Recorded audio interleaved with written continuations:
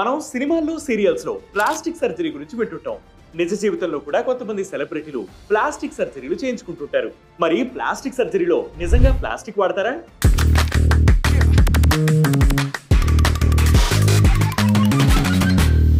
Plastic surgery అనేది శరీర భాగాలను పునర్నిర్మించడం లేదా అందంగా మార్చడం కోసం చేసే ఒక సర్జరీ. ఇందులో 2 రకాలు ఉంటాయి. First one reconstruction surgery. ఇది శరీర భాగాలను సరిచేసేందుకు చేస్తారు. పుట్టుకతో వచ్చిన లోపాలు, ప్రమాదాల వల్ల అయిన గాయాలను సరిచేయడానికి ఇది చేస్తారు.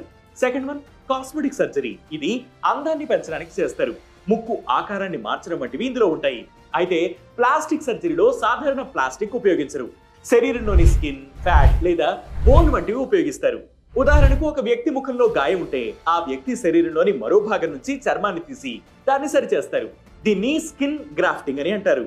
అయితే కొన్ని సందర్భాల్లో సింథటిక్ మెటీరియల్స్ కూడా ఉపయోగిస్తారు. బ్రెస్ట్ ఇంప్లాంట్స్, ఫేషియల్ ఇంప్లాంట్స్ కోసం సిలికాన్ వాడతారు. కొన్ని రీకన్స్ట్రక్టివ్ సర్జరీలో బయోకంపాటబుల్ పాలిమర్స్ ఉపయోగిస్తారు. ఇక బోన్ రీకన్స్ట్రక్షన్ కోసం టైటానియం లేదా ఇతర లోహాలను వాడతారు. ఈ మెటీరియల్స్ అన్ని మెడికల్ గ్రేడ్ గా ఉంటాయి. అంటే శరీరంలో ఉంచడానికి సురక్షితమైనవి, అలాగే ఎక్కువ కాలం పనిచేస్తాయి.